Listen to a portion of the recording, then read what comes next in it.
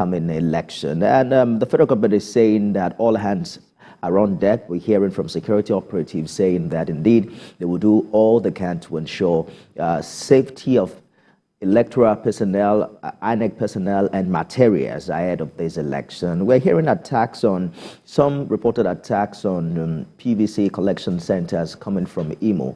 But our attention this morning is turned to insecurity in southeastern part of Nigeria. Just over people of Biafra IPOB Nnamdi Kanu. The governor has also now offered to act as a surety, and that's coming after a senator also admits similar offer. The IPOB leader remains in the custody of the DSS. This is coming days after the appeal court judgment asking for his release. You recall that the same appeal court has held on to that particular order, pending the decision of the federal government's appeal at the Supreme Court. The Anambra State governor is saying that it's important that the fight or the ongoing efforts to stem the tide of insecurity in that part of the country is done in two parts. He commended the kinetic efforts by the Nigerian military and the efforts of the presidency to send soldiers to that part. But he's also making reference to non-kinetic efforts, the fact that they need people to sit on the table. And according to him, I'm quoting him now, "I now want to appeal and plead and request and demand of the federal government and our able president, led by President Buhari, that a critical person is required around the table for that conversation to be complete, for us to have an all-round approach to dealing with the issue of insecurity as well as discussing the future of the Southeast." They went ahead to say that person, and we need him urgently around the table, please release him to us, and that's Nnamdi Kanu. I'm calling on the federal government to release Nnamdi Kanu and security and prosperity of that geopolitical region. Now, the question remains as to how critical Nnamdi Kanu is to peace in that part of the country, whether or not he is still in charge of the IPOB group and its the armed militia. Its military arm called the ESN, and whether or not it still commands a lot of respect and reportedly fomenting trouble in that part of the country. What is also the legal provision to having him released? Because the case is in court. The federal government is appealing his release at the Supreme Court. Already, the appellate court has also held on its judgment to have him released. And that's very, it makes it a little bit regards this particular case. But I'm joined this morning by Libros Oshoma, lawyer, public policy and social affairs analyst. Mr. Oshoma joins us live from Dakar. Good morning, Mr. Oshoma. Yeah, good morning, man. Yeah, good morning, my brother, Nifemi. Perhaps we should begin with what's happening in Senegal. I'm told that you attended the 8th edition of the Africa Music Award. Yes, I did. Yeah, and I'm still in Dakar. What's the mood there, particularly with the wins for Nigerian artists? Yeah, the mood is very charged, and the other African artists also are not giving the Nigerian artists a chance at all. A lot of African artists also are coming up and are angling to take over the stage from the Davidos, the Tiwa Savage, the P Squares, the Burna Boy, and the rest. But for the Nigerian artists, they've taken music to entirely whole new level. Now they are global brands, and so their music it's almost everywhere. But I can tell you that music has come home to Africa, and really it was an awesome event. It was a gathering of colors from different artists from different African countries, who also want to excel.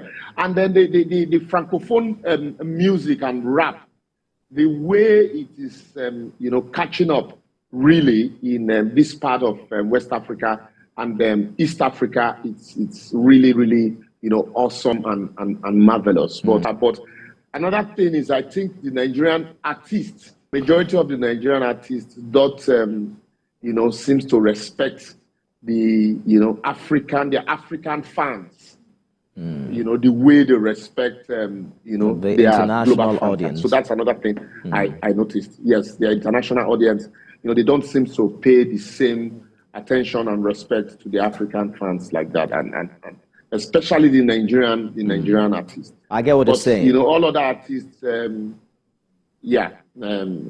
know. But one very unique thing about the country is that it's very safe. It's you have a lot of policing around patrol, not like what we had, and something I also noticed, which I must say here, is I didn't see a lot of mobile. Right, so let's talk about the music back at home. The attention is shifted to how we can secure Southeast Nigeria better. And the Anambra State Governor is talking about non-kinetic approach, which some would say is very critical when we raise the issue of agitation for secession and the dimension that he has taken in Southeast Nigeria. So Professor Soludo is saying that the people of the region are prepared for a comprehensive heart-to-heart conversation about the future, security, and prosperity of the geopolitical zone. How important do you think Nnamdi Kanu is to this non-kinetic approach? Yeah, it's very important. You remember when Obasanjo's government, and you know, that didn't quell the agitations and you know, the cry for justice.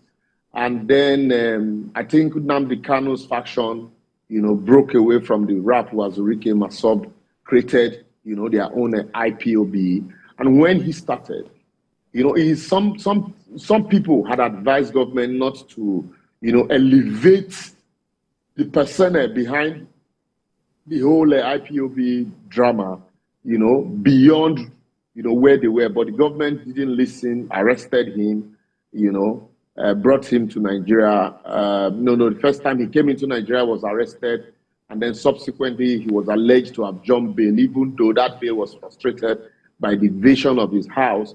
And then that made him a demigod, and people started hero worshiping him. It was like he who is to come liberate the Southeast. And so a lot of, you know, young unemployed people took solaces in that, you know, radical message, and, you know, used that opportunity, including miscreants who, you know, would want to take to crime.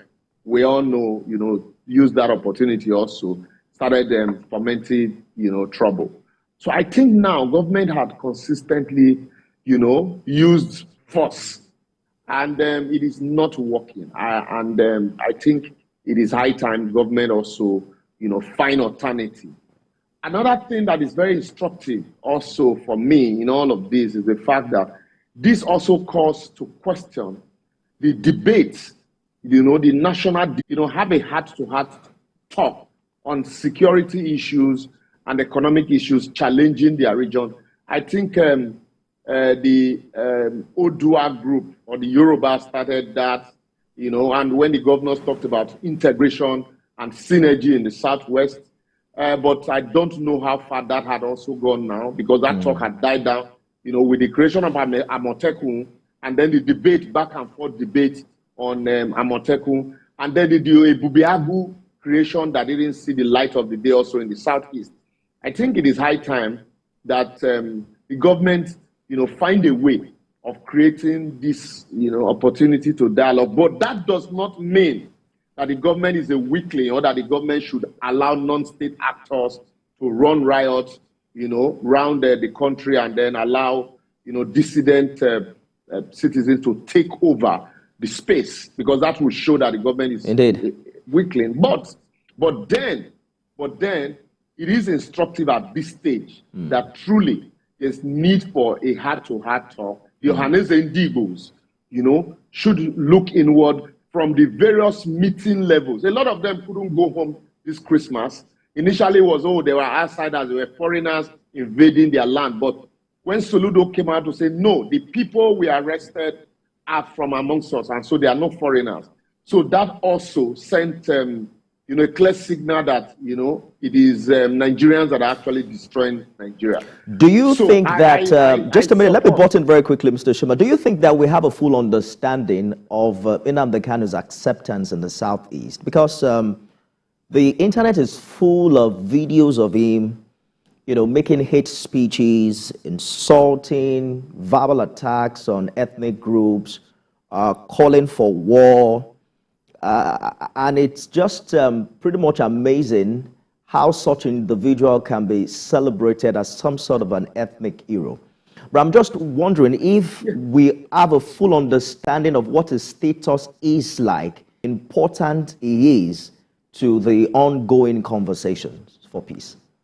Yeah, why we should condemn the activities of the IPOB and activities of Nnamdi Kanu, especially his statements, calling for war, calling Nigeria a zoo, and calling people names.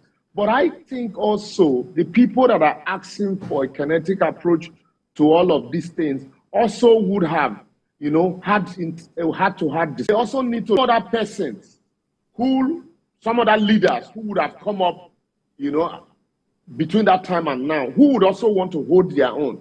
So it should be a holistic dialogue. And that is why I said that Nigeria, the government, it shouldn't be seen from the point of, the government is a weakling, or the government cannot match people force for force. But consistently, because of the injustice, pervading the entire country, you find out that there's always this, shout for marginalization the moment some persons are out of power. But everybody in Nigeria is marginalized one way or the other. Some of us are from the minority inside minority inside minority. So we're not even talking. But then there should be a seeming balance of, equality. And, all problems are local, no matter how you want to. We also need to tap these issues from the local point of view and make the land secure to be able to provide opportunity to engage these people. And those that you can engage, you engage. And then those that cannot be engaged, let them face the wrath of the law. But as it is, Nnamdi Kanu should be like a bait to kickstart a discussion. Nobody's saying, just let him go, but let it be. It's just like, somebody has committed a crime and you find out that, look, I can use this person to, achieve or capture the bigger thief. So what do? It's almost like a plea bargain. So what the government can do is to go into a plea bargain with Nnamdi. A lot has happened. Also to say we have constructed the we have constructed the second Niger bridge. And so to that extent, the people in the East should be happy. It is also not enough for the Easterners to see every activities of government as, no, it is anti-Igbo, or it is anti-this, it is anti-that. We need to look at ourselves and tell ourselves the truth and say, look, we want peace, and any way that we can achieve it, including blaming some of our own, we should do it. So it is not a problem that is lean, in one's area. It is not a problem also that you need to look, the solution lies in once you release Nnamdi Kanu, then that is the end of the problem. It's a dire stand, and we truly want a holistic peace. I used to visit Owerri a lot. It was a town I loved going to cool off. But unfortunately today I can no longer, in all honesty, buy a ticket and say I'm going to Owerri because of insecurity. And that's loss of business for so many people. So I also can imagine how many people, including people who are from that area, can no longer go there. Let us explore. These are people who... Sorry, I'm butting in, but I just have to catch you as often as I can so we can pack a punch with this conversation. I'd like us to explore the legal provision for what the Anambra State Governor is asking for, because this is not the first time that individuals and stakeholders have asked that Nnamdi Kanu be released. Some traditional rulers had earlier on visited Mr. President, and he said, well, the case is in court. I can't just pick the case completely out of court and deal with it. What is the legal provision for his release? As we speak now, the federal government has appealed. There's a stay of execution. There's an appeal pending, I believe, at the Supreme Court. What are the legal way forward? I mean, what's the legal way forward as a lawyer for you? I think that is a fine way to start. The court has discharge Nnamdi Kanu and quash all the charges filed against him. That will be a fantastic place to start from. Though the federal government has appealed, I talked about plea bargain. The federal government has appealed, disagreeing with the judgment. But both teams can sit down and say, okay, a governor, a sitting governor, a chief security officer of a state is saying, release him to me. So God has granted him, has discharged him. Now you're saying, no, you do not agree with that judgment. A governor is saying, okay, look, you release him to me. So the legal window here is, okay, let parties sit down. Even when a matter is on appeal, there's still room for settlement. Let parties sit down and say, okay, let's have a terms of settlement. Let's agree on XYZ and XYZ, ABC, XYZ. And if this consistently happens, we would have no other option but to file, other charges bordering on this against you. But we want to use you. We first need to understand truly, if you want peace, that should be the starting point. And that's why I said, I believe that Soludo and the elders from that region probably would have reached out to him, and he had assured them that certainly, he would want to toe the line of peace. Otherwise, if they are just acting with the belief that he might listen to them, then he might create a bigger problem. Exactly the point I was going to make, Mr. Oshoma, about just how assuring that assurance will be. But we're going to get back to this conversation shortly. Let's take Uwankuba's call from Agege. Good morning, Uwankuba.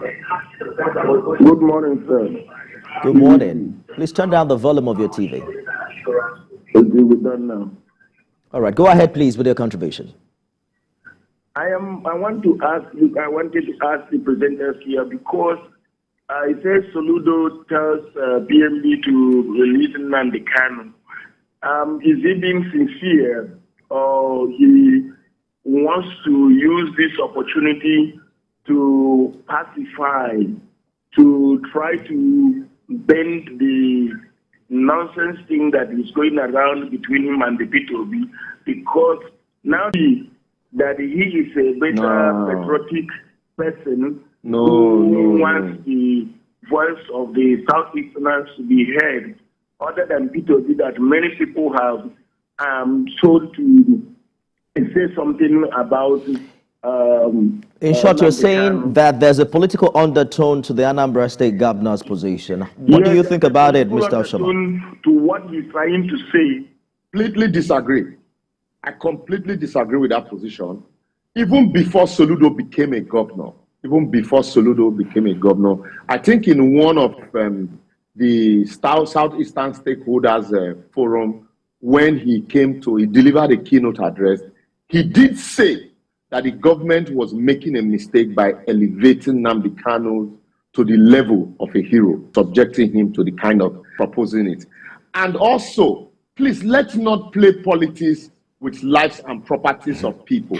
I saw a convoy of, was it Emeka Ofo, visiting his village, somewhere. And if you see the retinue of aides, how many people can afford that? How many people went home for Christmas this 2022 in the Southeast?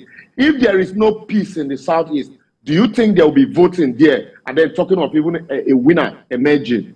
What Soludo is doing now, I think that the Labour Party candidates ought to have done that long ago. So let's not embellish this. Let's not be political about all of this. Soludo is a governor. He's a chief security officer of a state. His concern primarily now should be in his state and how investment will accrue so that he can make money to be able to deliver on his promises. He has nothing. So look, another thing people should understand is these people are not quarreling. Soludo has no personal issues with Peter Obi. Peter Obi might or definitely will not have personal issues with Soludo. After that statement, when they meet, they exchange banters and they clapped hands. So they shook hands. So let Nigerians not be deceived. Anything that will guarantee peace, for me, interrogate the request. Indeed. How do we interrogate the request? Yes. How do we interrogate it? Quickly, find out, let the elders find out from the same Nnamdi Kanu if this road to peace, if he's truly interested in this road to peace, if he's interested in the road to peace, yes, that road to peace, and then the leaders can now beat their chest and say, yes, we. Governor's request quite dicey because he has said, I will keep him, I will provide him shelter, and anytime you need him, we will bring him to you. I recall that perhaps the reason the federal government had given for not obeying that court order is the fact that Kanu poses a flight risk. How are we sure, for instance, that the governor has the capacity to hold on to Nnamdi Kanu, provide him when he's needed, also, given his track record? Why I'm not holding forth for the governor, but I also think that the governor and some elders have visited Nnamdi Kanu, including Chief Ezefe or so. These are respected elders from the region, and I know they had at one point or the other visited him, had interactions with him. So the governor might not just be saying, bring him here for me to create a prison for him or put him in house arrest. The governor probably know what more than you and I know. So they must have gotten him in confidence and be sure that they can hold on to him. Just let me hold you for a minute, Mr. Shoma. George has called in from Ikeja. Hello, Mr. George. Good morning, Nifemi, and good morning to Mr. Shoma. Good morning. Nifemi, I still maintain my stance that there is no sincerity of purpose in this intervention. Mr. Shoma said something that the issue arose from marginalization, if I understood him well. But no, that's not what I said. He's taking up arms, the solution to marginalization, assuming there is actually marginalization. Hand this man over to me and trust me. All the while, they don't say anything. I said it before, the elite don't say anything. Even the Peter Obi that is contesting for presidency now, they've been pressing him to say something about IPOP. He doesn't. What do you see to that? The solution lies with the Eastern elite themselves. It's like shooting themselves on the foot. Yeah. That's the way I see it. There is need for sincerity of purpose if this issue is to be resolved. You cannot blame the government. If everybody that is agreed against a government policy goes to the air and starts launching insurrection and then take up arms, how will Nigeria be? There has to be law and order now. They're already doing that. All right. So there has to be law and order. You can't blame the government. That's our time, Mr. George. I'll get your reaction very shortly, Mr. Shoma. Let's go on a short break, and we'll be back with more. Stay with us.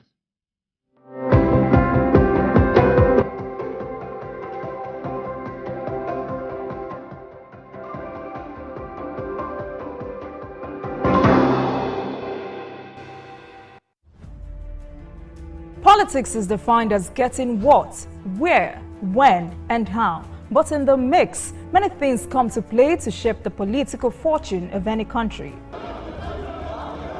Honorable Minister, that's how you misinform the public. From the political actors to the electorate, campaign to voting, from debates to policy decisions, big events happen to engage us in constant conversation. That's what we're looking for. Not some people who are talking about ethnicity. No. Who is on your mind? Don't worry. Join me every day on Politics Tonight, where we dissect issues that shape our political destiny. Politics Tonight, weekdays on News. There is always more to a story than the scrimmage line. The part of a story that is not told casts a shadow. It's like the part of an object that is not reached by light. On TVC News, I'm able to explore the many angles the rat was talking to stakeholders, asking the difficult questions and digging for facts. I believe the viewers are able to make a better decision if they're well informed and understand not just a part, but the complete story. TVC News, first with breaking news.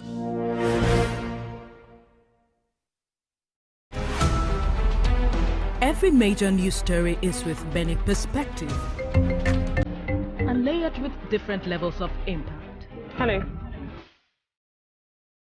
At TVC News, we follow the big and major news, gathering the facts, witnessing the outcome. I am here live at the aftermath of the approval of the new national minimum wage. We are TV Station of the Year, not just for breaking news, but for being first, fair and accurate. TVC News, first with breaking news.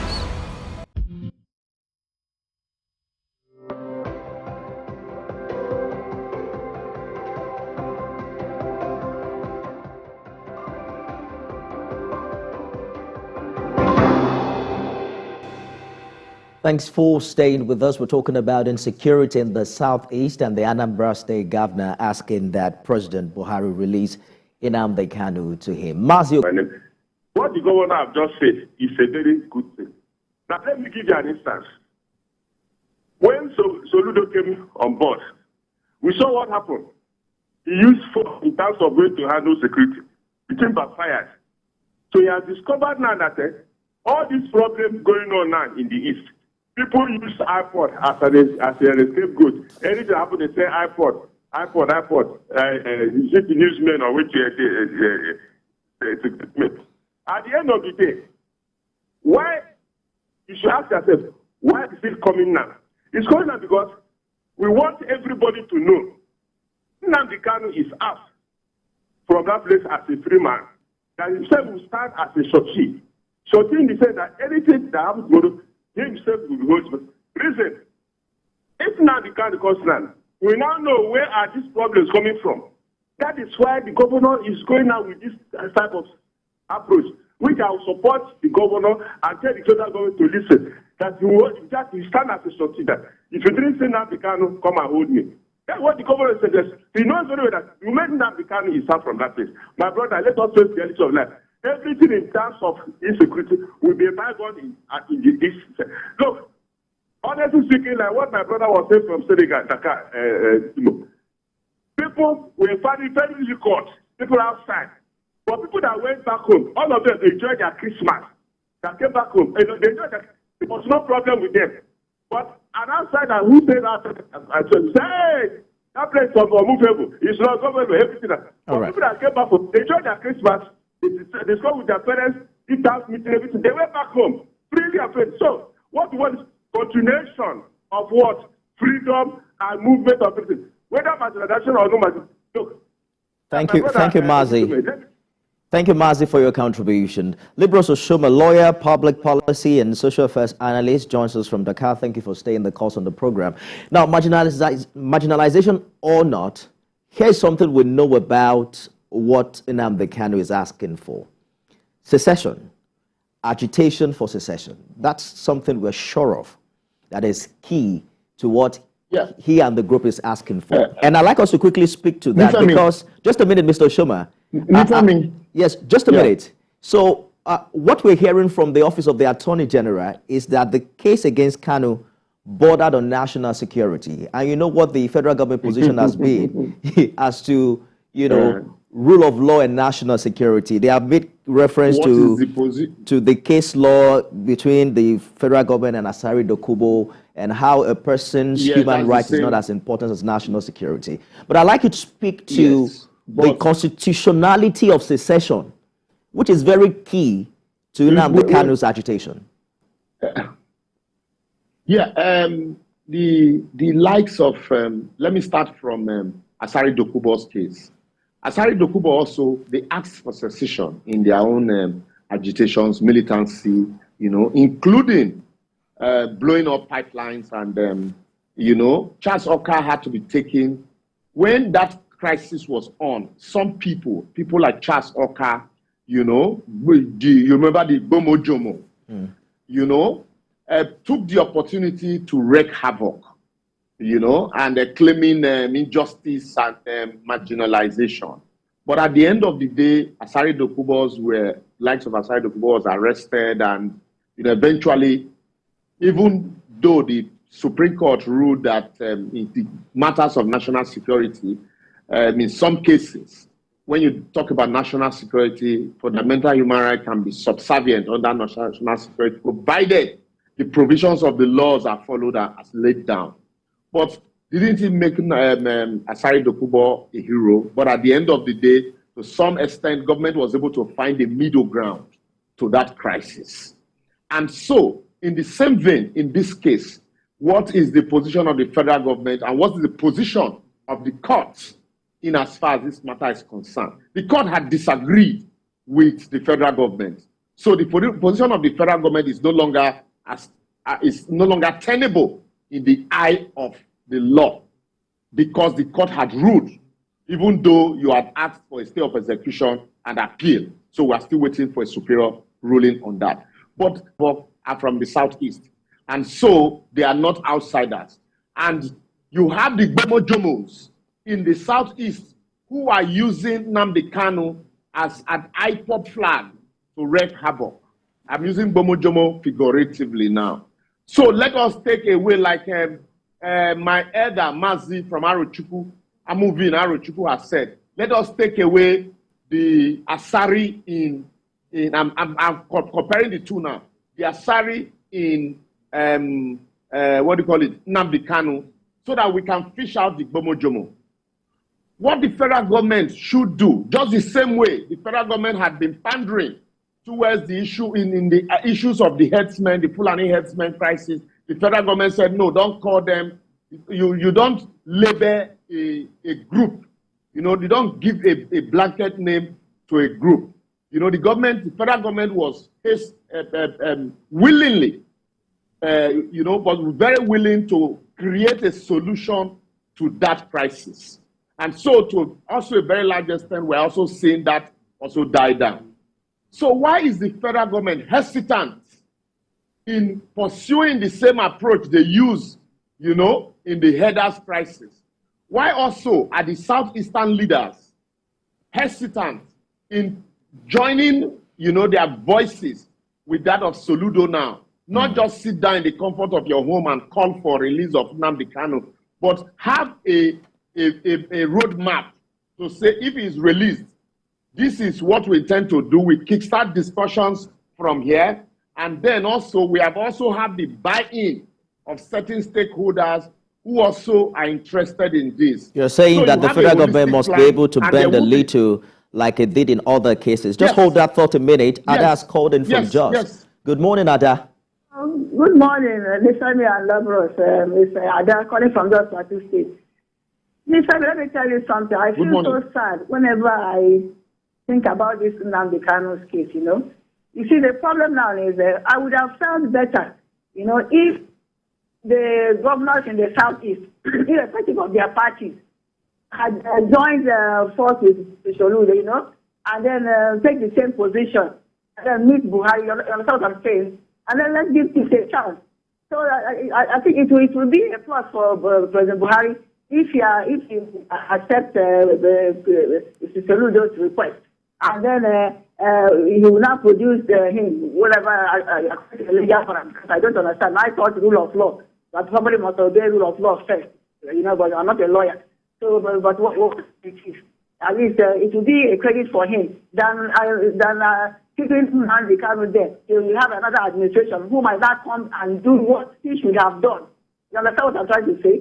So I'm not holding this for them, but all I know is that they're saying that the same sun will fall the ice that has been that sun that used to melt ice. The others in the Southeast, especially the governors, in fact, I'm disappointed in them. They are the ones to make sure this thing is resolved once and for all. What are we doing with all these killings and what have you, and then counter blames and what have you, It doesn't make sense. So I think that if he does that it will give peace a chance. And once that place is stable, everything is stable. Once there's a threat to security in any place, if there's a threat to security in another place, that's what we don't understand in Nigeria. So it's not a question of saying it's a Southeastern problem or it's a Northern problem. Okay. Or it's a let's not do about Nigeria. Thank you very much, Ada, for your contribution. So, Mr. Shuma, I'd like you to quickly speak to how we can lawfully navigate the agitation for secession within the context of the Nigerian constitution, because the governor is talking about insecurity. Yeah. What caused this agitation is that they want to leave Nigeria. How do you go about this on the table of discussion that they're talking about? Nifemi, at the end of the day, if no matter how far we run away from this discussion, like the urine, it will always come back in between our legs. The Boko Haram today, partly, is all about, agitations. It's all about secession. We want to create our own religion. So we want our own style of governance. The militancy in the Niger Delta, it's about we want to control our resources. Indirectly, we want secession. We want to control our narrative. We want to create our own government. Even the pocket of kidnapping, you see in the north, terrorism, you see in the north, it's all about agitation. So these rich people have used us. They rustle our cow. So we want to control our narrative. The South, even in the West, you had, what do you call it, before now, you had the OPC. OPC was not just about protecting the West. It was about, look, we also want to control our narrative and our government. Then came the Sunday Igboho. The Sunday Igboho also had its followers. So, and then the IPOB. Even though it's not in our constitution. Remember, in the First Republic Constitution, there, even the issue of secession was expunged from the constitution at that time because of fear. After addressing the minority fears, with the Willings Commission, the government then felt, look, all of these issues have been taken care of. All you need to do is to open a window for a referendum. But all of these are no longer in the constitution.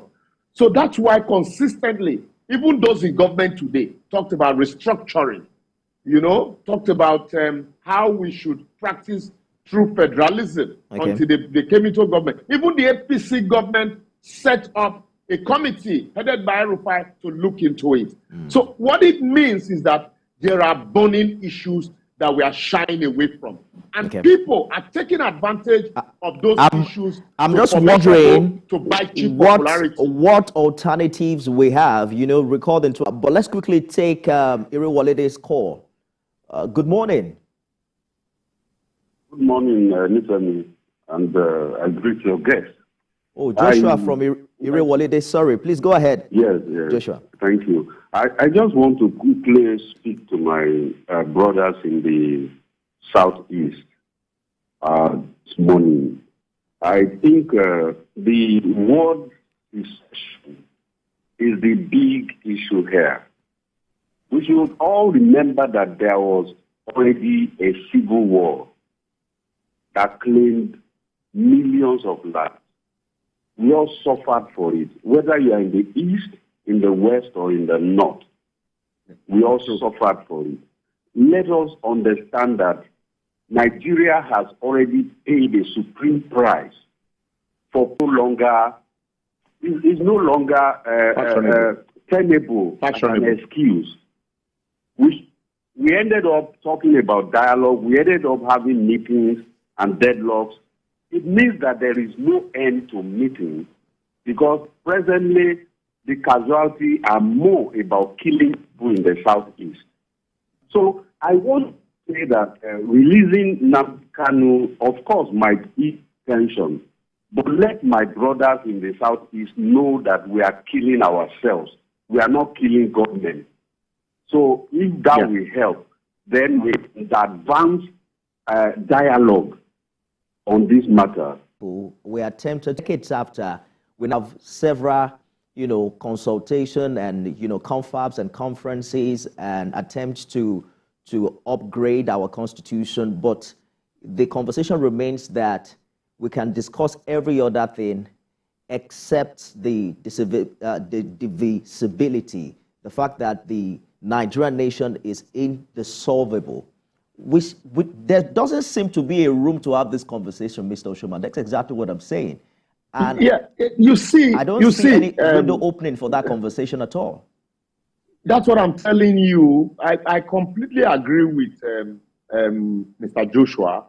And also, the government cannot continue to shy away from this conversation of, let there be level playing field for everybody. Let the chicken perch, let the bird perch, and let the duck perch. What the government seems to be doing, Nigeria, anybody that talks about balancing and restructuring. It's as if you want to divide Nigeria. No, we have intermarried. We have done a lot of things together. What people are basically asking for is, let there be fairness. I give you an instance. You can't, what's that balance? There seems to be some form of balance. All of these people who are also using this as a bait to foment trouble, we die natural, gradually. It is not an overnight thing. That example I want to give you. Let me give you. You see, this structure that we operate today has made us so lazy and docile. Look at the Southeast governor. 3 of them are dancing around all in the name of G5, are globetrotting, while their house is on fire. It is common. It is easy for them to say it is not in my state. It is Anambra. But it was in Imo. It moved from Imo to Abia. Abia to Anambra. If you remember the days of Osisikanku in Abia State, in Aba, it took the locals to chase out those boys. But eventually, the locals now became a lord unto themselves. So that's why now the elders from the meeting level, there is no town in Nigeria, in the Southeast, that does not have village meetings wherever they are, including America. So they've taught almost all of us. Everybody now go for village meeting. I'm going to cut you short very quickly, Mr. Oshoma. We just need to get a contribution from northern Nigeria to this conversation. And Chidi has called in from Kafancha. Good morning, Chidi. Good morning, Nifemi. You have 1 minute. Please go ahead. It's all right. Good morning, Barrister Oshoma. Yeah, good morning. I should like to opine that what Professor Soludo has requested is a very noble one. And it would be very, very ideal to release Nnamdi Kanu from detention. Not just Nnamdi Kanu, but so many other people that are in different detention centers across Nigeria. This will pave way to create an enabling environment to have a peaceful way out of sorting out whatever the issues that may have brought about these sentiments about. And it is going to go a long way in entrenching peace, particularly in the southeastern part of Nigeria, and very many parts of Nigeria, especially as we are entering into the election that is few weeks from now, so that the elections will be able to be credible, free, fair, and acceptable to all Nigerians. Thank you very much. Thank you so much, Chidi, for your contribution. Mr. Shoma, we're wrapping up now. I'd like you to speak, as we begin to conclude, speak to the sensitivity of these decisions, particularly in a pre-election season. In Anambra, the last governorship election, only 10% of the registered voters actually came out to vote. Release Kanu 1 month to election. What's the security implication on the election in the East? That's why I am saying that let people not play politics with this. Soludo is not standing for election. If at all, if Soludo is being political, he would prefer Nnamdi Kanu to be even in the threshold. But no, let's also, in asking for Nnamdi Kanu's release, like I said, it should be a 50-50 thing. There should be a buy-in of Nnamdi Kanu to this approach first, so that we don't go back to when he was released on bail and there were conditions and he flouted all the conditions. So now it's like the governor is asking to take him on bail, to say, look, I will produce him whenever you need him, but let also the governors and the elders in the Southeast have his buy-in. And let the federal government be flexible in this. Let Abubakar Malami, the Attorney General, not be stiff. Let him use the same approach that they are using to deal with the herdsmen crisis and to deal with some of the kidnappers in the north. Let them also use the same approach on this case. Remember, Garba Shehu told us that a kidnapper's wife, when they would kidnap the train bombers, they are one of them. They asked for his release, including the release of his wife who was in jail, who gave birth. They had to use private jet to fly her to her father's house in Maiduguri. So if you give these people such, you know, what do you call it? Such treatment, you know, such soft landing? Are you waiting until the Southeast start to bomb ships, bomb aeroplane, bomb train before you extend, you know, such hand of, you know, dialogue to them? That's why people keep talking about, oh, you know, you're treating these persons differently, you treat us differently. So let there be that fairness. And then all of us, we say, though tribe and tongue may differ, in brotherhood we stand. But for us to stand in brotherhood, we must identify that our tongue and tribe differs.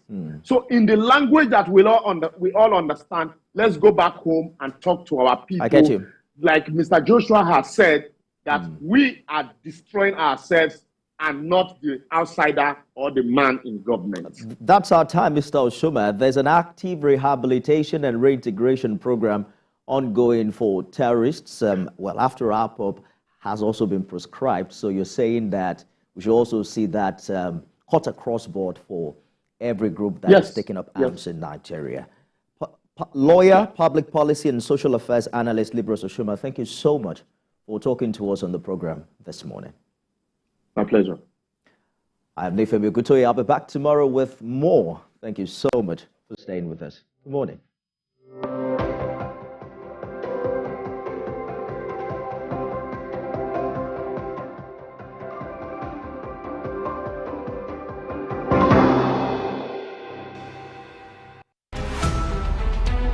Every major news story is with many perspectives and layered with different levels of impact. Hello. What time did this happen? We will be right there.